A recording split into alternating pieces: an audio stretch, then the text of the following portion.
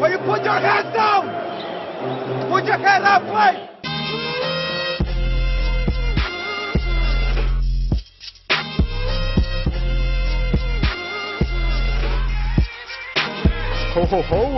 Oziroma lep praznični pozdrav želim vsem, moje ime je Matej Petek, čez par trenutkov pa se mi pridruži še Blaž Bertalanič, s katerim sva za vas pripravila en daljši podcast na temo, seveda, kaj drugega kot našega briljantnega Dončića, vendar tudi nekaj besed na koncu sva namenila Goranu DRAGIČu in Igorju KOKOŠKOVu ter njegovim sansom. Kot rečeno pa sva začela seveda z Dončićem, ki piše zgodovino, ki počne stvari, ki jih pravzaprav pri nobenem najstniku še nismo videli.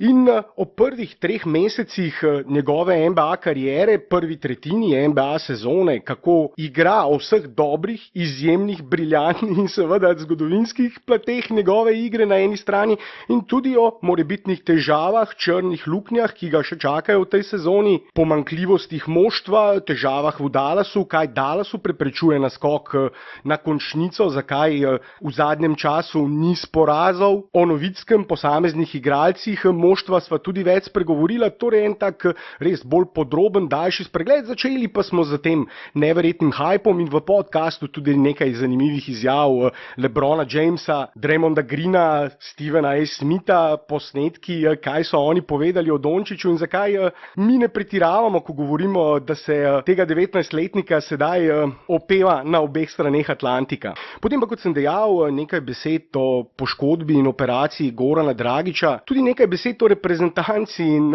z Blažem sva imela en tak krajši pogovor, sva se malce zapletla v pogovor o tem, kako so poškodbe vplivale na našo reprezentanco v preteklosti in zakaj ne samo tiste famozne odpovedi, tudi poškodbe so krojile v preteklih letih, desetletjih usodo naše reprezentance. In upajmo, da se bo Goran uspešno vrnil, ne samo Goran, tudi Zoran, in tako se je začel ta pogovor o reprezentanci. Za konec pa potem, tako kot sem dejal, še Kokoško in Feniks, tudi o bitki za najboljšega novinca leta, kakšne možnosti ima, da Ayton ujame Dončića, ali je to sploh možno, tudi Ayton izjemen je celoten ta nabor letošnji, nekateri trdijo, da bo morda nekoč ta nabor obveljal celo za najboljšega ali pa enega od najboljših vseh časov, tak potencial ima in tako dober je Dončić. Torej, Luka, Goran, Igor, zlata trojica, sveta trojica naše slovenske košarke. O vsem tem več v tem, recimo temu prazničnem podcastu.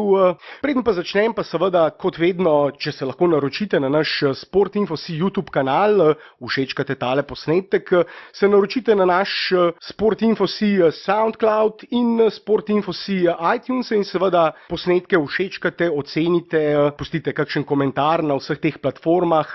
To nam močno pomaga, zato hvala za seveda vsak všeček in naročnino. Sedaj pa, da ne bom dolgovezil, kar veselo na delo.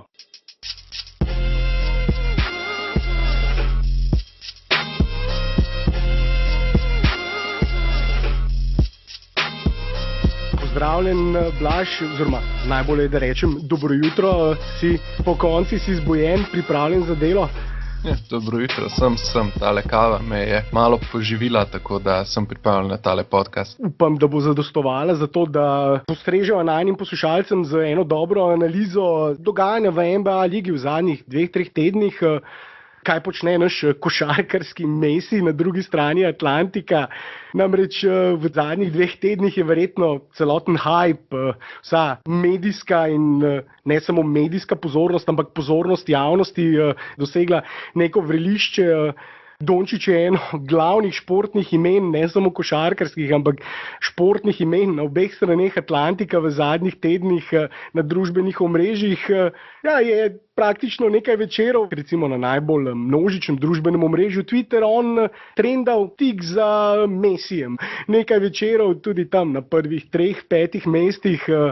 Med najbolj popularnimi svetovnimi športniki, med športniki, o katerih se na tem družbenem omrežju največ govori, ampak da ne bova midva samo hvalila Dončića in govorila o tem hajpu, raje povprašajva najboljšega igralca zadnjih 15 let, najboljšega igralca te generacije, LeBrona Jamesa, kaj on meni o Dončiću. Actually, Would I like to play with Kevin Durant? Ask me right now. Would you like to play with Kevin Absolutely. Ask me if I like to play with Jimmy Butler. Say it right now. Ask me about Kyrie Irving, Giannis. Ask me about Embiid, Ben Simmons. Go ahead, all of them. Luka DONČIĆ. Ask me right now. Come on, guys. It's not rocket science. It's not rocket science. These are great players. Absolutely. I would love to play with a lot of great players. That's just who I am. Ja, med sedmerico igralcev največjih zvezdnikov oziroma zvezdnikov NBA lige se je znašel po LeBronovem mnenju tudi Luka DONČIĆ. On je eden izmed teh igralcev, s katerimi bi on rad igral, in morda je to celo največje priznanje med vsemi priznanji in hvalospevi, ki so mu jih v zadnjem času spisali različni igralci, trenerji, novinarji, vsi mogoči košarkarski delavci in športni navdušenci, in morda tale LeBronova izjava celo najbolj zgovorna. Mislim, da si ni noben predstavljal, da bo že po 2 mesecih Luka s svojimi igrami zbudil toliko pozornosti, da ko bojo najboljšega igralca NBA liga vprašali, s kom si želi igrati, bo on rekel, ja, med drugimi tudi z Luko DONČIČem. Še ena zanimiva izjava je bila pa dana strani strička Draymonda Greena, famoznega prcača in gobcača in seveda tudi vodje na nek način Golden State Warriorsov. On je pa v Luki po noči povedal tole, po tekmi, ki jo je Dallas odigral v Oaklandu z branilci naslova, aktualnimi prvaki. That dude good. He got it. He gonna be a problem. He already a problem, but you know, he gonna be really good for a long time. You know, you kind of had the questions of like, oh, can he do that in the NBA like he's doing in the EuroLeague? He can, and you know, he's exciting to watch. So, you know, he'll be good for a long time. He's kind of lifted that franchise. You know, I don't even think they're really expecting to be good this year, and now they're right there. So, you know, he's gonna be good for a long time. To, kar je zdajle povedal Draymond, je verjetno tisto, kar pravzaprav preseneča tudi naju dva, vsaj mene, namreč, da je Lukov prehod iz Eurolige v NBA ligo pravzaprav potekal brez kakršnikoli težav. On samo nadaljuje tisto, kar je začel v Euroligi, igra izjemno, kaže izjemne predstave in ne samo med novinci, temveč med igralci, med vsemi igralci lige, po statistiki točk, podaj, skokov, tudi ukradenih žog. Če samo pogledamo te parametre, kdo dosega toliko točk, skokov in podaj kot on, toliko ali več, je tole peščica, 6-7, največ 10 igralcev s podobno statistiko, potem recimo kakšni, ki imajo še kakšno točko manj, pa potem kakšno podajo več ali obratno. Dejansko 15-16 igralcev, ki bodo več ali manj vsi po vrsti konkurirali tudi za All-Star. Ja, ti omenjaš LeBrona, omenjaš sedaj Draymonda, slišali smo tudi, kaj so že vsi trenerji povedali o Luki DONČIČu, ampak to, kako zelo poseben je in kako je hype na vrhuncu, pa najbolje po mojem pove to, da je recimo Stephen A. Smith, famozni hejter evropske košarke in eden izmed najbolj znanih novinarjev, košarkarskih novinarjev v Ameriki, dejal, da je Luka poseben. Mislim, da je dobro, če si poslušamo ta posnetek. Want to see the rookie of the year? It ain't Deandre Ayton in Phoenix, regardless of what happened when he dropped 23 and 18 last night in Boston. It's this kid, Luka DONČIČ. That's who it is. The rookie of the year to be. This kid is special. This kid is sensational. He really, really is. Just 19 years of age. First they found Dirka Nowitzkega 20 years ago, and now they found this kid. This kid is special. He's special, Blaž pravi. Ja, in to je res zanimivo, ker ne vem, tisti, ki se spomnite, pa tudi če se ne, pa si poglejte na YouTubeu njegov rant, kako je govoril, ko so Knicksi vzeli Porzingisa, kako je dejansko padel ven, norel in ne vem še kaj. Pol pa je mogel tudi pri Porzingisu čez nekaj časa spremeniti svoje mnenje in dejati, da je poseben, in enako je sedaj storil za Luko in kot ste slišali, po njegovo za rukija leta sploh ni tekmeno, tako da je že vse odločeno.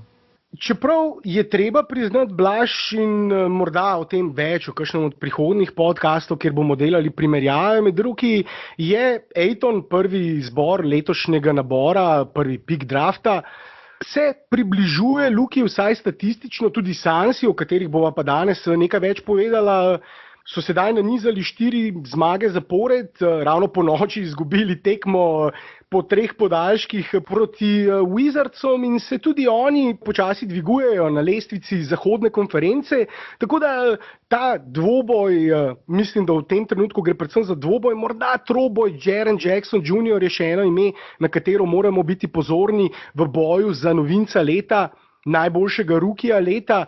Namreč letošnji nabor je bil res izjemen in mnogi trdijo, Blaž, da bo ta nabor, recimo čez 10 let, ko bomo gledali nazaj in ga ocenjevali, da bo eden izmed najboljših naborov vseh časov, vsaj po teh prvih tekmah, po prvi tretjini sezone je zelo obetaven. Namreč med prvimi 12 izbori, naborniki, kaže, da ne bo prav nobenega basta. Izjemno veliko število obetavnih košarkarjev, ne samo obetavnih košarkarjev, ki kažejo potencial franchise playerjev, all-NBA playerjev, ki kažejo top 15, top 20 igralcev v ligi potencial. Takih igralcev na tem draftu 3, 4, še nekaj igralcev, ki kaže potencial, da bodo izvrstni igralci prvih peterk, morda nekoč tudi kakšni all-stari. Vsega skupaj je morda 7-8 takih igralcev, zato gre res za izjemen nabor in to, da je Luka najboljši med temi izjemnimi naborniki letošnjega nabora, že spet še ena stvar, ki govori sama zase. O vseh teh izvrstnih rukijih letošnjega nabora bova več povedala v kakšnem od prihodnjih podkastov.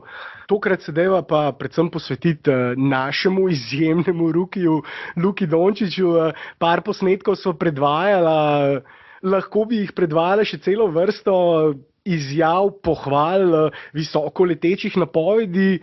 Dejansko to, kar sem dejal na začetku, da je Luka v zadnjih tednih, v zadnjem mesecu eno najbolj vročih športnih imen na obeh straneh Atlantika, svetovnih športnih imen, ni pretiravanje. Dejansko tale naslov športnika leta v Sloveniji, ki ga je tudi osvojil v zadnjem tednu pred dnevi, je bil več kot zaslužen. Imamo sicer izjemne športnike, ampak takega športnika, kot je Luka DONČIĆ, pa verjetno v tako seveda pomembnem svetovnem športu, drugem najbolj popularnem svetovnem športu, pa vendarle še nismo imeli in še posebej igralca, ki igra v nekje najbolj popularni svetovni ligi, nekako če gledamo, kako množična je NBA liga, med vsemi posamičnimi, tudi nogometnimi ligami, še vedno nekako velja za ligo, ki jo spremljajo v največ različnih državah na svetu.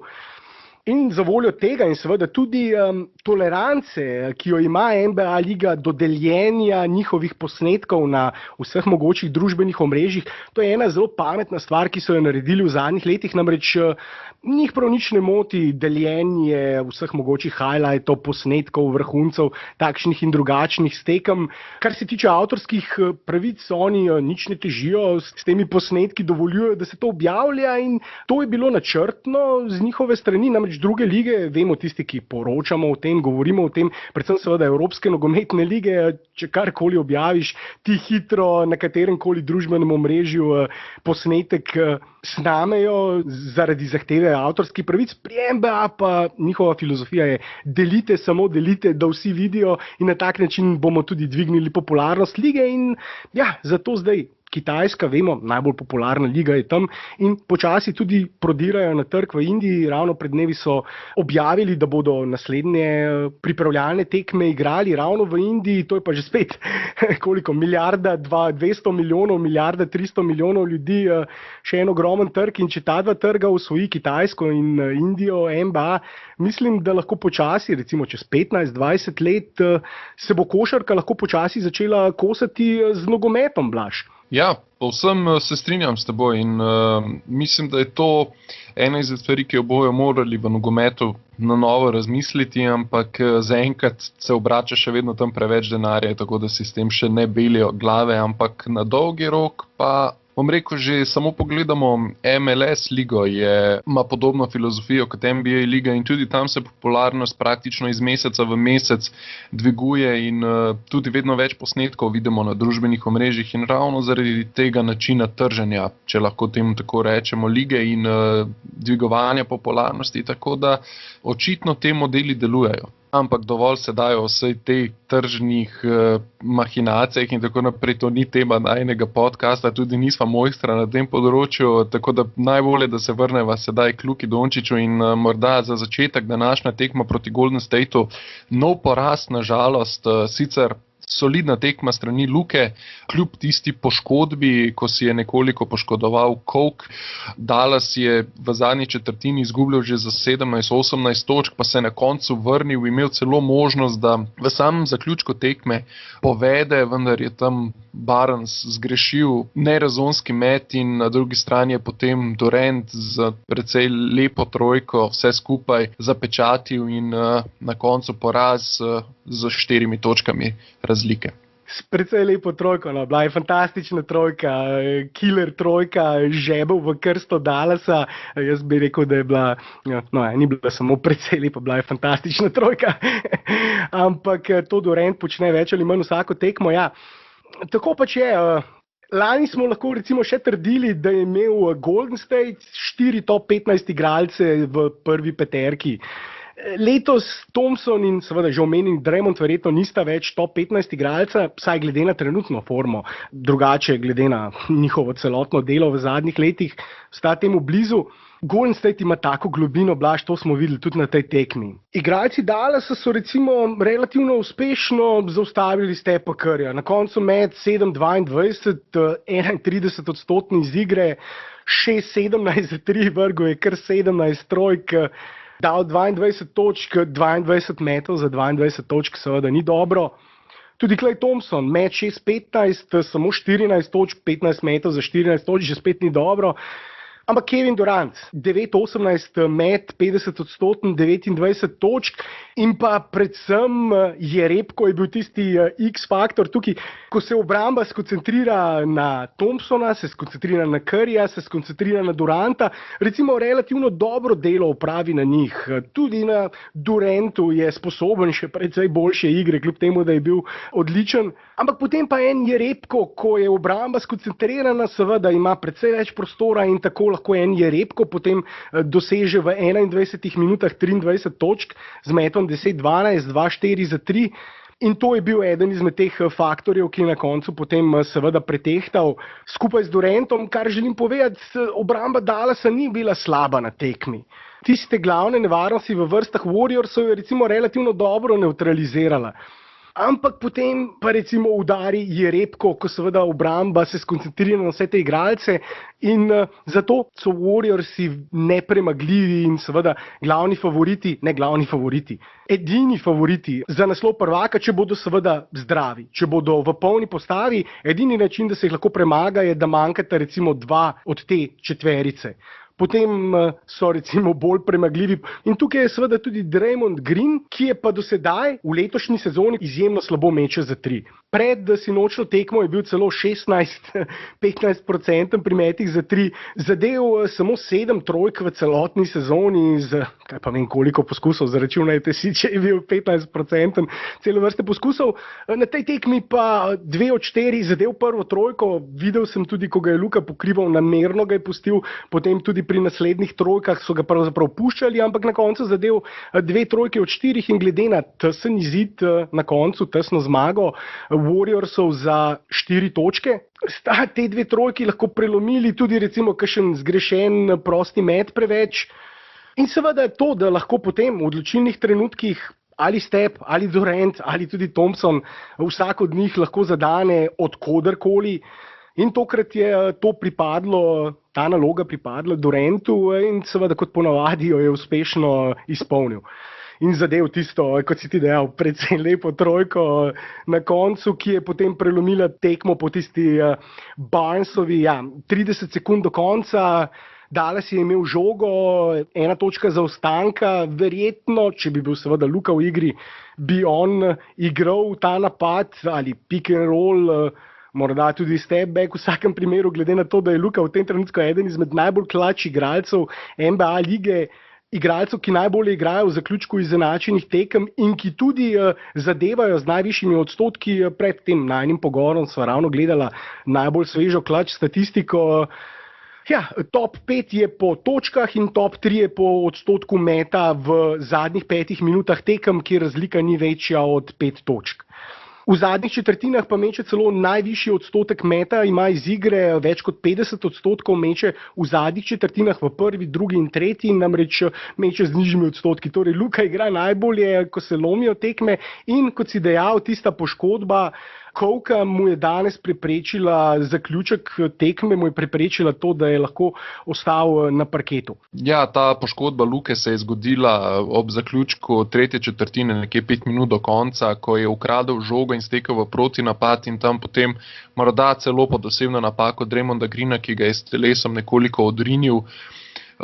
Izgubil ravnotežje, poletel med gledalce. Sedaj vsi vemo, da v Ameriki lahko gledalci malo da ne, da sedijo kar direkt pod košem, ne samo ob igrišču, ampak že skoraj na igrišču in tam priletel v en stol, na katerem je sedel en otrok in tam neprijetno priletel, na to po tistem vidno šepal in tudi ni več bil pravi, tudi metal ni več, nekaj sicer poizkušal, ampak je videl, da ne bo šlo več, zato ga je Carlisle potegal ven na klop, potem v zadnji četrtini je igral še 2 minuti, vendar se je videlo, da pač enostavno je poškodba dovolj neprijetna, da ne more igrati na 100% in potem v zaključkih oziroma praktično zadnje četrtine ni igral.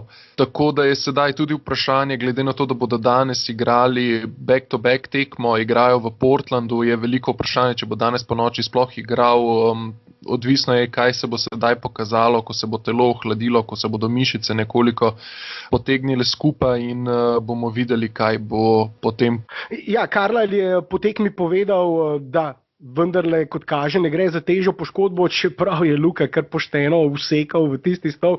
Ni bilo niti prvič na tej tekmi. Na tej tekmi moram priznati, da so kar trdo obrambo igrali Warriorsi na njemu, ker nekajkrat se je znašel na tleh, tudi pri zabijanju posterju čez Jerebka. Je ta po tistem posterju storil osebno napako in Luka je padel skoraj da na kamermana. Tako da tisti udarec v stol, po katerem, kot si dejal, ni več mogel igrati, ni bil niti prvi udarec na tej tekmi. Pravzaprav je bil kar lepo tepen in tudi to ni prvič. Luka namreč sodi med igralce, nad katerim nasprotniki storijo največ osebnih napak v NBA ligi in to smo videli že na začetku sezone in je potrebno priznati, vsaj tako se zdi, da so tudi sodniki malce priredili svoj kriterij, če so na začetku sezone spregledali kar precej, saj po mojem občutku, osebnih napak nad njim, sedaj na zadnjih tekmah gre na črto prostih metov, res kar nekajkrat se je zgodilo že, da je dvoštevilčno število prostih metov imel na koncu, kar se kakšnemu Dragiću kljub agresivni igri zgodi tam morda enkrat na sezono. Luka je imel pa sedaj že kar nekaj takih tekem, kar za novinca ni vsakdanje, ampak osebne napake nad njim nedvomno delajo. Recimo na tekmi proti Clippersom pred dnevi je izvajal 14 prostih metov na koncu, ampak je tudi trener Doc Rivers po tekmi povedal, poskušali smo ga zaustaviti z osebnimi napakami, pa ga tudi tako nismo mogli zaustaviti. Namreč na tisti tekmi je Luka kar nekaj N1 priložnosti dobil, torej koš in še osebna napaka.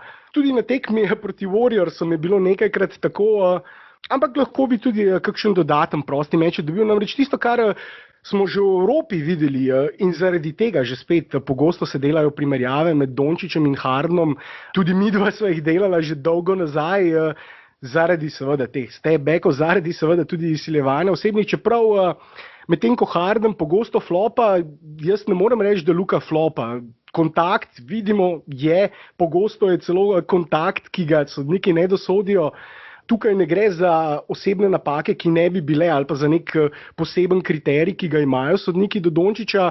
Pravzaprav mislim, da bo s časom ta kriterij še bolj šel v korist Dončića, glede na seveda trenutne sodniške kriterije, ki so precej bolj naklonjeni napadalnim igralcem kot obrambnim. Tudi sprememba pravil je bila letos v NBA ligi Freedom of Movement pravila, kjer je precej težje, kar se tiče oviranja igralcev žogo, precej manj kontakta je dovoljeno.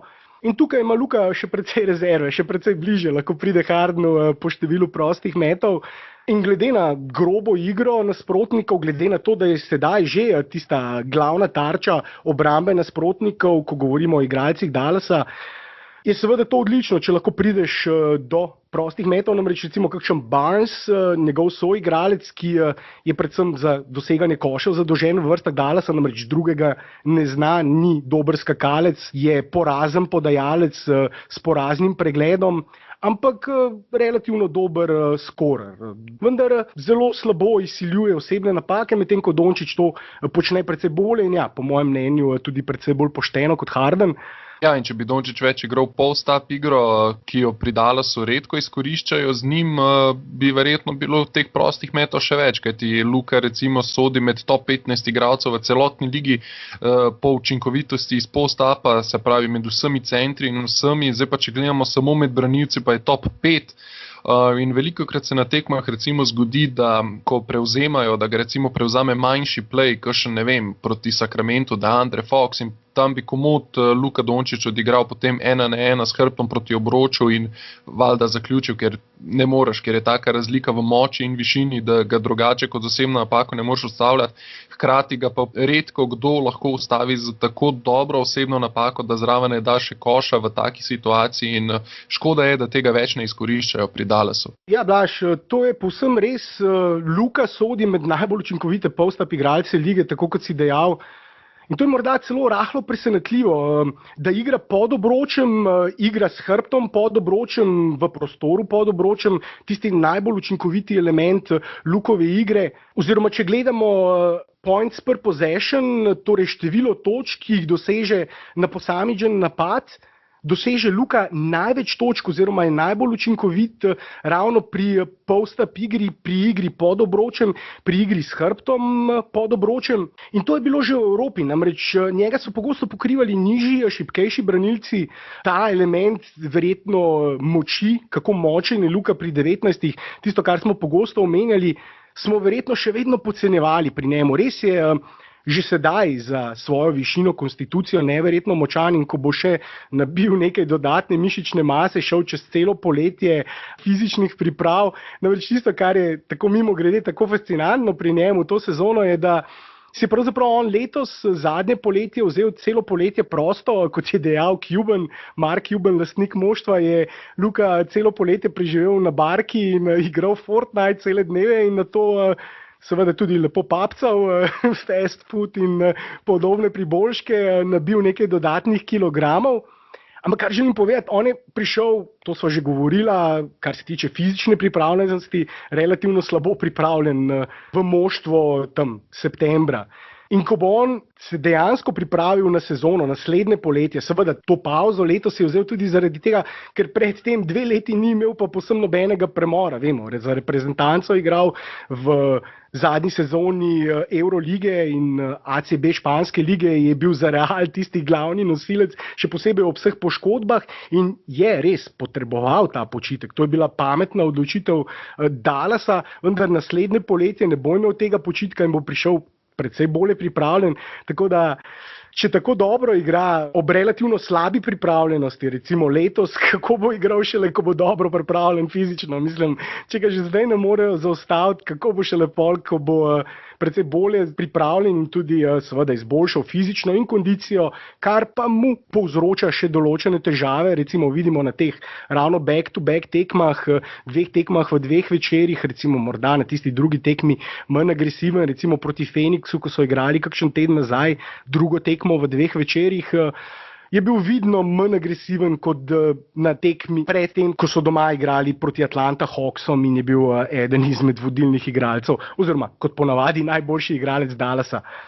Ja, sedaj ob vseh teh presežkih, ki jih kaže, je eno vprašanje, ki se tudi marsikomu poraja nekje v ozadju, v možganih, tudi pri meni, verjetno tudi pri tebi, je, ali bo Luka, sploh glede na to slabo fizično pripravljenost, ko ima neke določene težave, v tej sezoni naletel na tako imenovani rookie wall.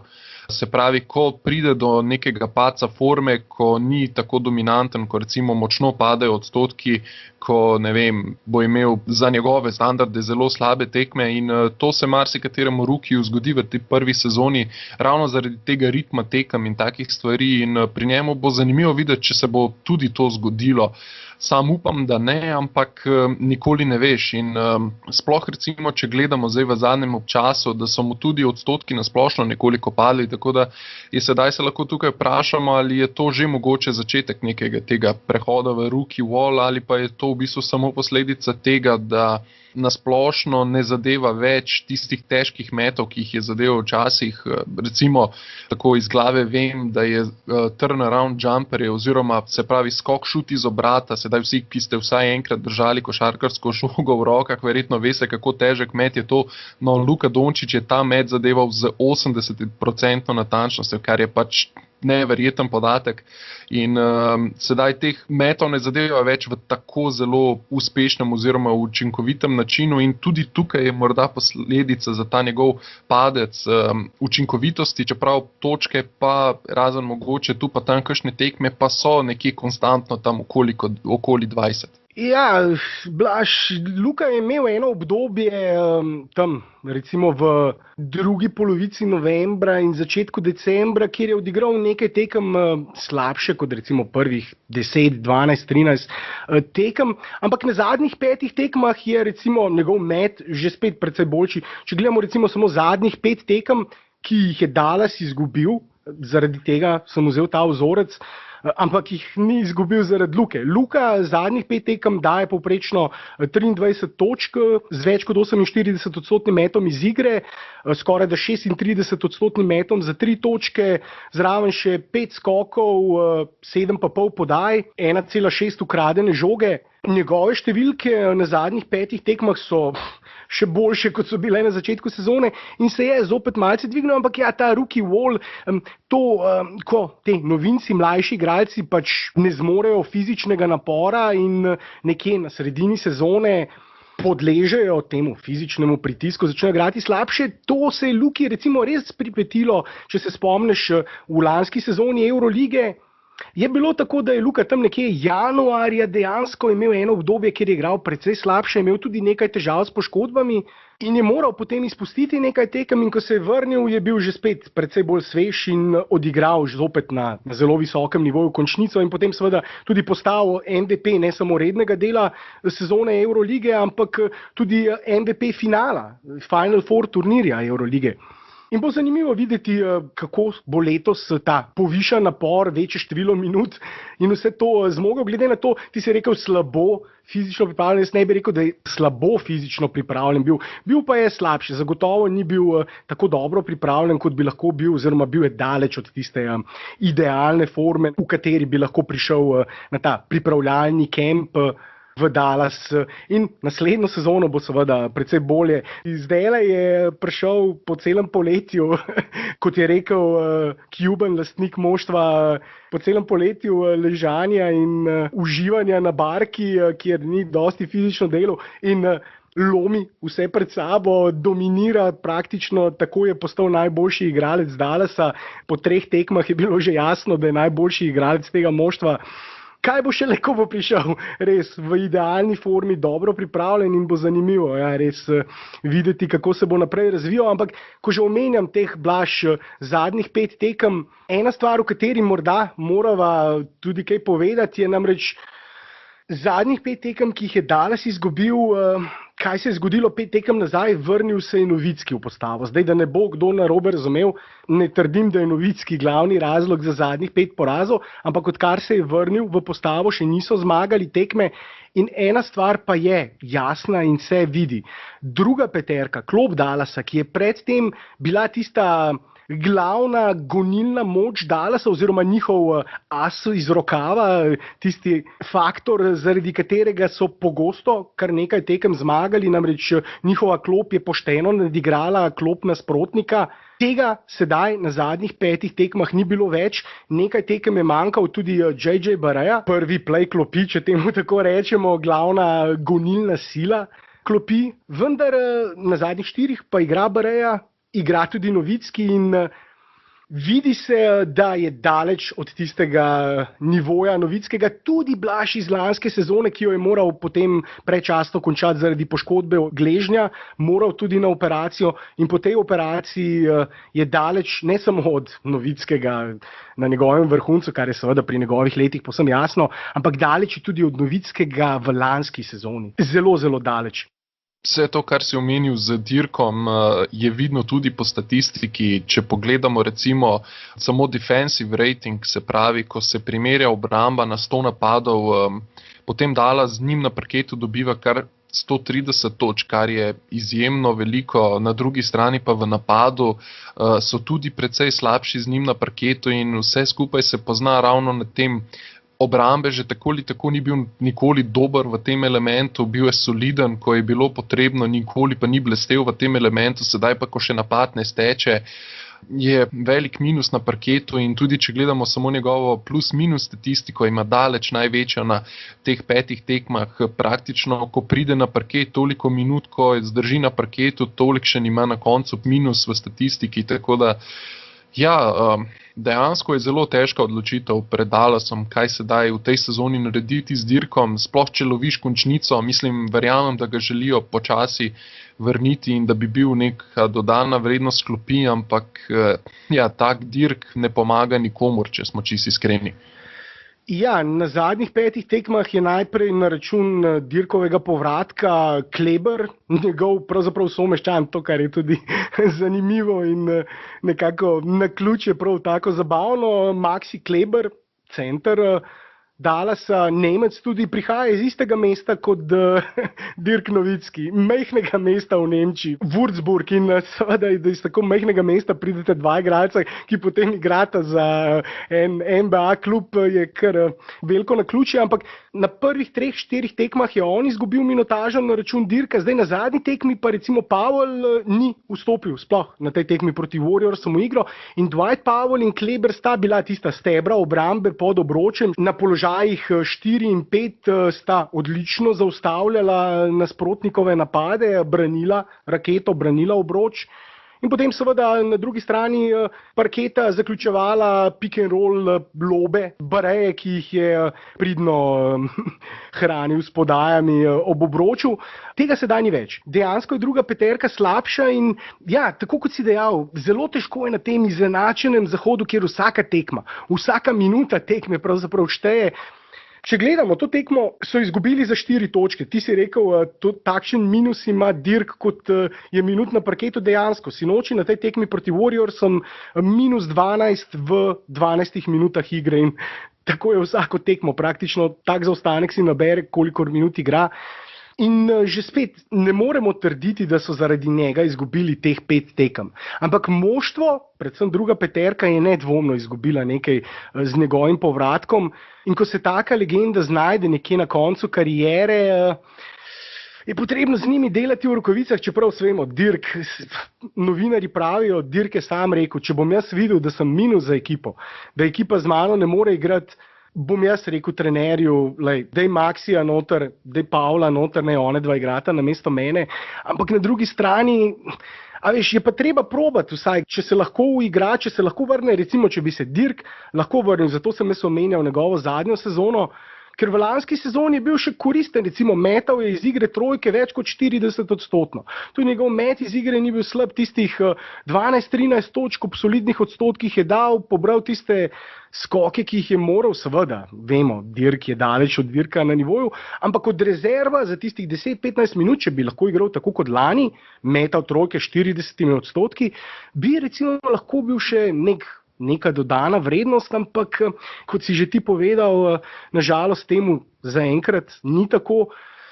In koliko časa bodo vztrajali s to rotacijo, sedaj namreč zato omenjam Pavla in Kleberja, ker zdaj je situacija taka, da v prvem polčasu Dirk odigra nekaj minut, 7, 8, 9, 10 minut odigra, potem pa v drugem polčasu namesto njega ali Kleber ali Pavel, povsem porušene so namreč rotacije in tudi Še ena stvar, o kateri pa lahko morda kakšno besedo na hitro rečejo, je pa odsotnost Denisa Smitha Jr., na račun katerega seveda Luka zdaj končno igra več kot playmaker in so se tudi dvignile njegove podaje na zadnjih 6-7 tekmah, odkar ni Denisa Smitha, več kot 8 podaj, blizu 9 podajam na tekmo in to je tisto, kar smo pravzaprav od Luke pričakovali, da bo igral toliko kot playmaker, vendar na drugi strani Brunson, ki je nadomestil Denisa Smitha Jr., prvi 2 tekmi, ki jih je odigral, ko ni bilo Denisa Smitha, recimo dobro, potem pa z vsako slabše v napadu, slabše v obrambi,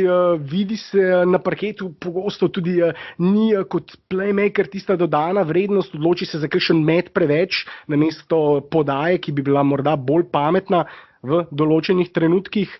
Z drugimi besedami morda malce preveč posili kakšen met, ampak to je še en faktor, namreč po tistem uigravanju Denisa Smitha in Dončića, ki sta končno potem se je zdelo začela igrati malce bolje skupaj, določen napredek je bil viden, seveda potem poškodba in zdaj se morajo igravati Luka z Brunsonom.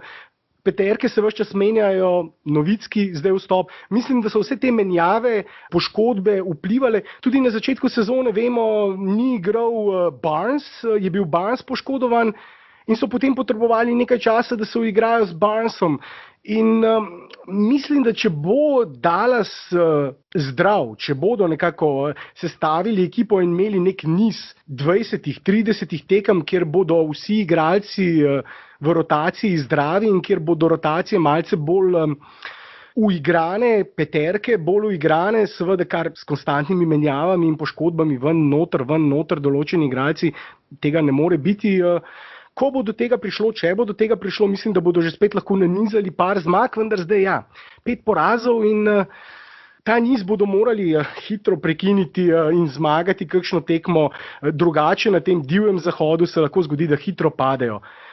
Ja, recimo zdajle za pred zadnjim mestom, na katerem je Minnesota, imajo samo še eno zmago prednosti, res da ima Minnesota več porazov, ker so odigrali več tekem, ampak samo to govori o tem, da na pred zadnjem mestu, recimo Minnesota ima 14 zmag, Dallas jih ima sedaj 15, na 8. mestu pa jih ima Sacramento 17, kar pomeni, da v 3 zmagah si lahko ali pred zadnji v konferenci ali pa v končnici. To je resnično noro, kako zelo izenačena je zahodna konferenca, medtem ko bi recimo bil Dallas z istim izkupičkom na vzhodni konferenci sedaj pred Miamijem v končnici, se pravi na 8. mestu, vendar pa tam je zgodba povsem drugačna in imajo možnost za končnico, vsaj če gledamo te, ki so na meji 4 ekipe, medtem ko na zahodu pa praktično do konca še, se pravi 6 ekip, razen Phoenix, ki pa čeprav se dviguje v zadnjem času, mislim, da nima nobenih možnosti, ker je enostavno preveč zadaj, ampak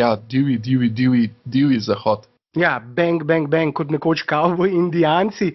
Ja, nekako tako in še eno stvar, ki jo je potrebno omeniti na teh zadnjih 5 tekmah, ki so jih izgubili, da vse tekme so bile tam, vse tekme so se recimo lomile v zadnjih minutah, vse tekme so bili blizu in verjetno, če ne bi imeli sedaj teh težav s poškodbami, bi na koncu kakšno izmed teh 5 tekem tudi dobili, še vedno pa seveda katastrofalna forma v gosteh, kar se tiče Dallasa, kadarkoli gostujejo, po pravilu izgubijo, recimo fascinanten podatek je, da na domačem parketu so dobili 13 od 16 tekem, medtem ko na gostovanju so dobili 2 od 15. Tako da, če ne bodo popravili forme v gosteh, jaz ne vem, potem tudi, če pridejo v končnico, je to že praktično metla, ali kako bi rekel, mislim, ne ravno metla, ampak če na gostovanju, recimo, če si na 8. mestu in na gostovanju ne moreš zmagati, potem pač je to že avtomatski izpad. Ja, če bi imeli prednost domačega parketa v končnici, namreč na domačem parketu sodijo med najboljša moštva lige, povsem pri vrhu, top 3.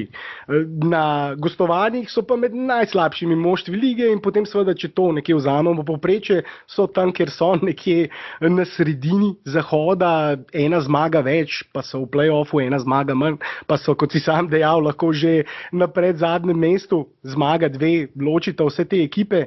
In zato recimo tudi taka poškodba, kot je bila Dončića sinoči v zadnji četrtini, ko so prišli blizu, seveda z njim bi bilo morda lahko drugače. In ja, bomo videli, kako se bo naprej to razvijalo na tem divjem bang zahodu, kot so dejala. Ja, bo vsaka tekma, vsaka minuta, vsaka rotacija, vsaka poškodba, konec koncev. Vse smo videli, tudi Warriorsi takrat, kakšen teden, 2 nazaj, ko so imeli tisto obdobje poškodbe Stepha Curryja, poškodbe Draymonda Greena, so izgubljali tekme in brez teh dveh tudi izgubili tekmo v Dallasu. Recimo sedaj, ko so popolni, nazaj zmagujejo in na koncu bodo tudi poškodbe zagotovo krojile usodo moštev na zahodu in tudi na vzhodu.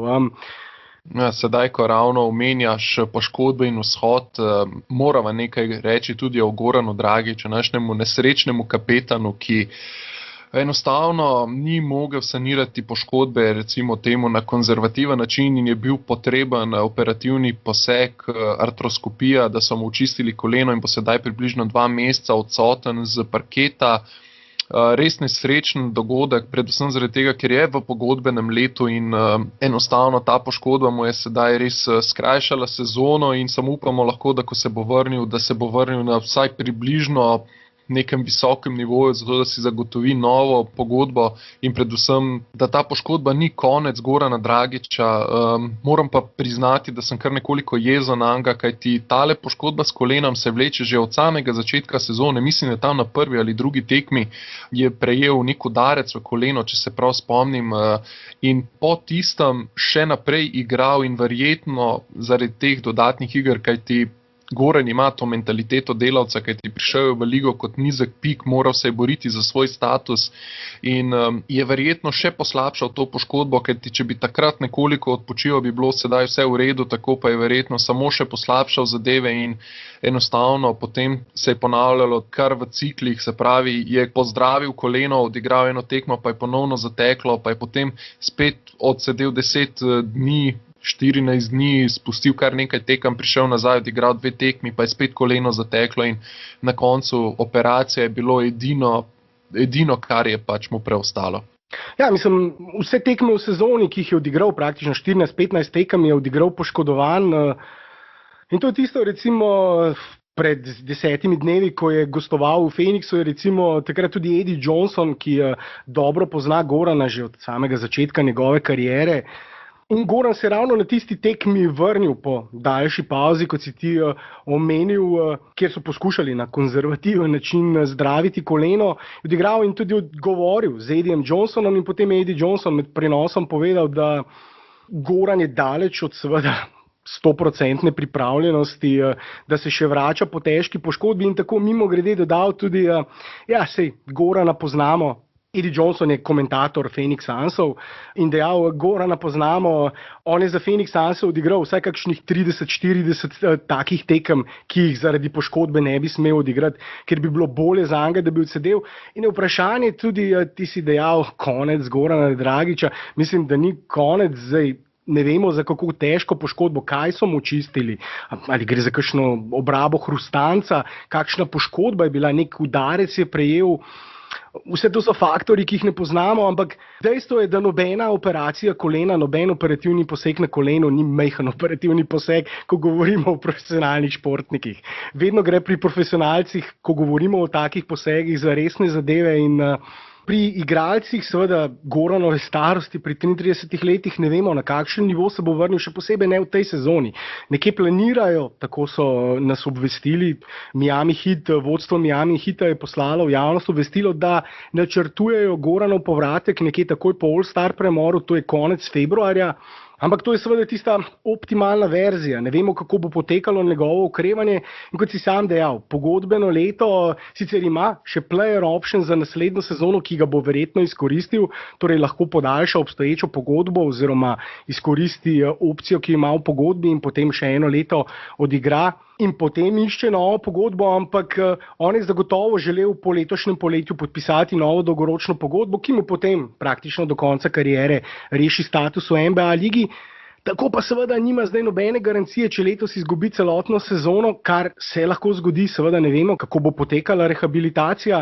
Potem naslednjo sezono je zelo pomembno, da bo zdrav in pripravljen in da ne bo poškodovan, ker namreč, če se naslednjo sezono zopet poškoduje, tako pa se lahko nesrečno hitro znajdeš brez službe v ligi, oziroma brez delodajalca, če si poškodovan tudi potem naslednjo sezono. Zato lahko samo zaželimo čim boljše in hitrejše okrevanje Goranu in da seveda ta poškodba ni hujše narave. Ne vemo, kakšno škodo si je seveda naredil, ko si ti rekel, da si jezen na Gorana, zaradi tega seveda, ker ne vemo, kakšno škodo si je naredil, zaradi tega, ker je igral poškodovan in zaradi vseh tekem, ki jih je v karieri že odigral poškodovan borec, kakršen je, tako kot je dejal Eddie Johnson, odigral je v karieri celo vrsto tekem, ki jih verjetno ne bi smel odigrati tekem pod injekcijo, pod tabletami in take tekme se ti potem na koncu kariere seštejejo in seveda vsaka taka tekma pomeni, mesec krajšo kariero, 2 meseca krajšo in tako se nabere in skupaj potem to lahko znese kar nekaj let in jaz sem v enem izmed intervjujev v Sloveniji pred recimo Evropskim prvenstvom zasledil, ko je razlagal, da ima načeloma že take bolečine v sklepih in mišicah nasplošno, da zjutraj, ko se zbudi, mora najprej opraviti neke take vaje, da sploh v bistvu zbudi telo. In kot si dejal, to se na koncu vse akumulira v to, kar se sedaj morda dogaja. In seveda Goranu sodniki v NBA ligi že tradicionalno niso naklonjeni, tudi letos recimo je smešno, ko gledaš podatke po številu njegovih prodorov, ko ima recimo na 100 prodorov, mu dosodijo eno osebno napako. Ampak to ni zdaj pretiravanje, to ni zdaj recimo, da jaz pretiravam pa se hecam. Ne, lahko natančno pogledamo statistiko prodorov, koliko prodorov izvede in koliko osebnih napak mu piskajo v teh prodorih. Poprečno on izvede vedno, vsako sezono je on top 3, top 5 po številu prodorov v ligi, izvede tam 15, 16, 17 prodorov na tekmo. Po prvih 10 tekmah tam mislim, da je imel že 120, 130 prodorov, če ne še več, in eno osebno napako v teh prodorih. Človek se prime za glavo in reče, kako je to sploh možno, ampak Goran dejansko, dobro, da Luki ne sodijo tako kot Goranu, no? Ker potem ne vem, kako dolgo bi trajala njegova kariera, toliko udarcev, pacev, kot jih je Goran dal že v karieri. Pravzaprav moramo reči, da je imel na nek način celo srečo, da do sedaj ni imel nobene tako resne, tako težke poškodbe. Čeprav mu je to koleno povzročalo težave že pred tem in res upajmo, vemo, Zoran Dragić že drugič strgal kolenske vezi, Goran Dragić zdaj tudi težave s kolenom. Našemu morda potencialno najboljšemu krilnemu centru vseh časov, zdaj seveda verjetno to na koncu ni bil, govorim o Erasmu Lorbku, je tudi koleno vzelo kariero, ki bi jo lahko seveda še vedno igral. Erasem je še v teh letih, da če bi bil to Erasem top 3 krilni center Evrope, kar je bil več let zapored na klubskem in reprezentančnem nivoju, bi seveda pri teh letih še vedno lahko igral pomembno vlogo v naši reprezentanci, če mu koleno ne bi vzelo kariere, tako da mogoče sem zdaj kar malo prečerno gled ratov, ko omenjam vse te, ampak ne samo odpovedi in ko govorimo o reprezentanci, ni samo to problem, ampak če tako malce pogledamo tudi poškodbe. Tudi recimo Smodiš je primer igralca, izvrstnega krilnega centra, visokega igralca. Vemo, kakšne težave imamo mi na tem položaju.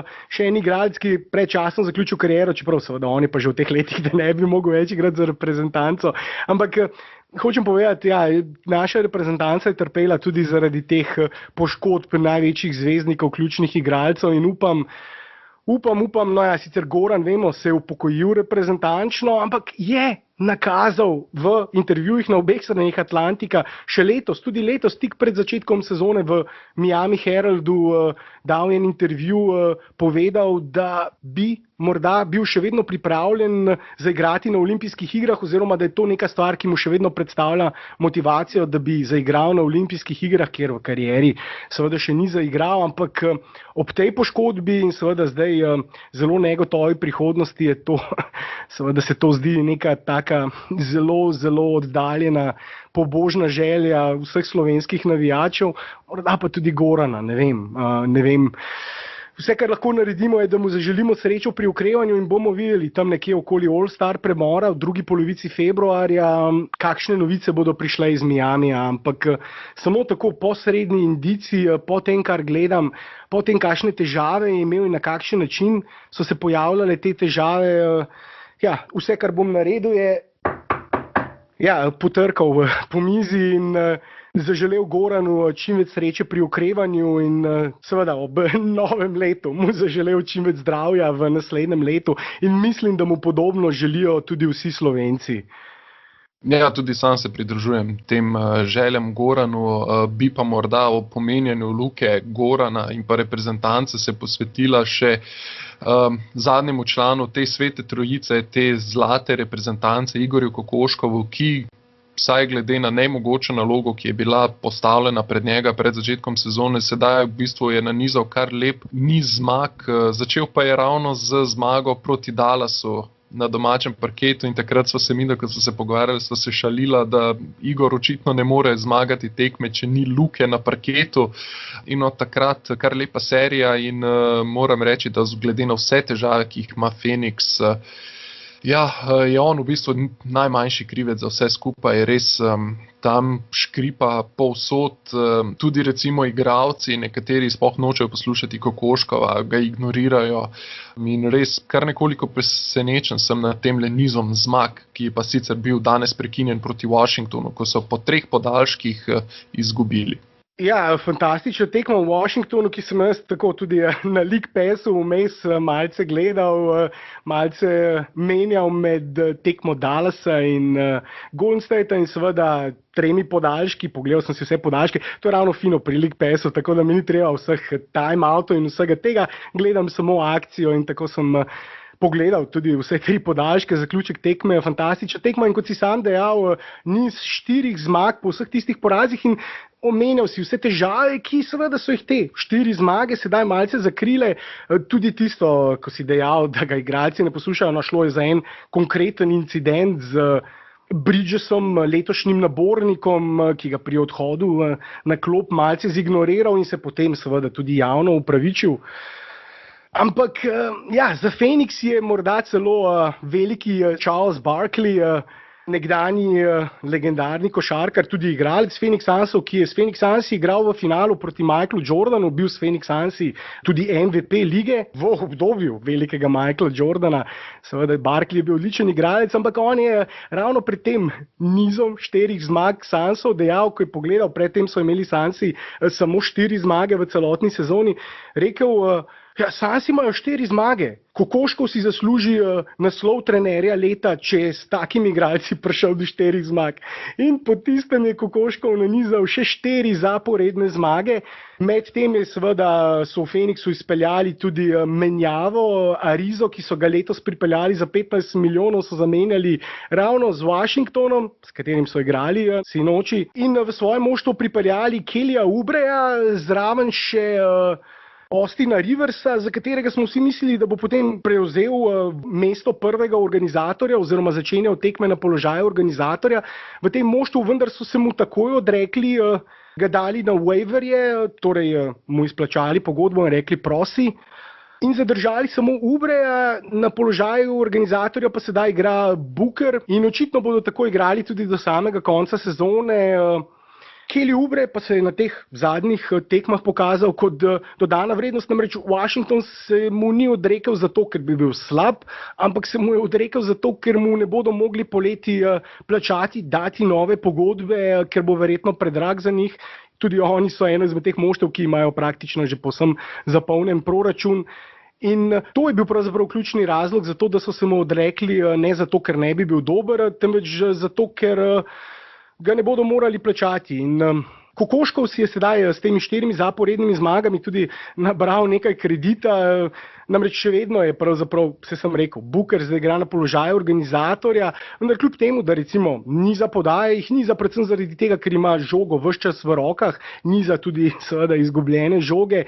Hočem reči, ni on playmaker, ni on tisti naravni organizator, ki išče podajo, ki ustvarja res dobre mete, lepe priložnosti za svoje igralce.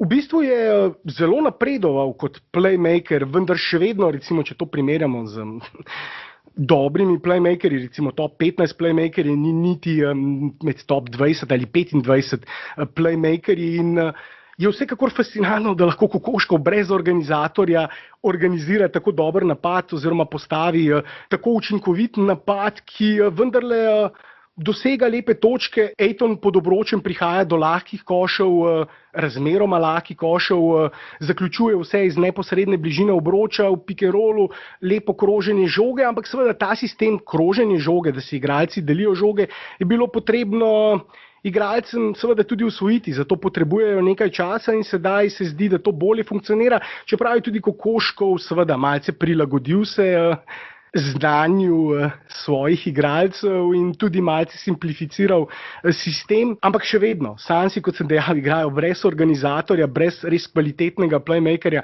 in so nanizali zmage najprej proti Dallasu, nato Minnesoti, New York Knicksom in še proti Bostonu na gostovanju v Bostonu. Sicer so imeli malce sreče, recimo z določenimi poškodbami nasprotnikov ali pa s tem, da so ujeli nasprotnika na back-to-back tekmi, kot recimo v primeru Dallasa, ki je proti njim igral drugo tekmo v 2 večerih. Vendar ne gre zmanjševati pomena oziroma vrednosti teh zmag. Vsekakor so si zaslužili te zmage. Na drugi strani pa seveda si Dallas takega poraza proti Phoenixu, če želi računati na končnico, ne bi smel privoščiti, še posebej pa si ne sme privoščiti 2 porazov proti tako slabemu moštvu oziroma moštvu, ki je zadnje v tej konferenci. In zaradi tega je seveda tudi zdaj njihova trenutna situacija precej slabša. Čaka jih še cela vrsta, govorimo o Dallasu, težkih gostovanj sedaj.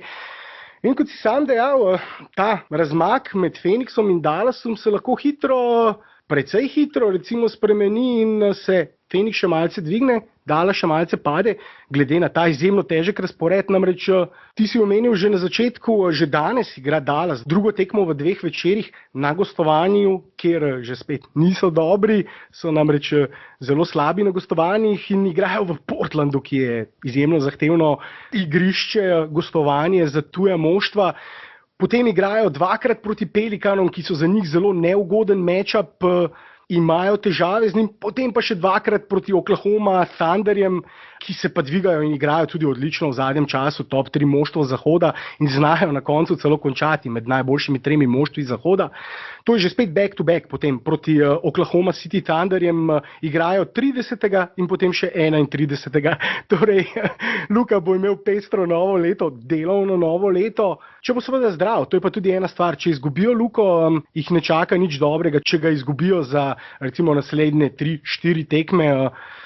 In na drugi strani, zato sem omenil seveda Dallas in Phoenix, če Phoenix zmaga še nekaj tekem, oni še izgubijo, ja, hitro se lahko razmere na lestvici spremenijo in hitro se lahko tudi ta bitka za najboljšega novinca leta, namreč Ayton je v zadnjih tekmah odigral zelo dobro, Luka seveda tudi, povedal sem na zadnjih 5-6 tekmah še boljši, njegove številke še boljše, kot so bile prej, ampak tudi zmage štejejo nekaj, tudi pozicija moštva šteje nekaj in če bo statistika obeh igralcev, Dončića in Aytona, in mislim, da sedaj je situacija taka, da predvsem ta 2 igralca konkurirata za naslov rukija leta, recimo mali Trae Young je več ali manj že izpadel iz tega troboja, ki se je bil na začetku, Dončić, Ayton in Trae Young.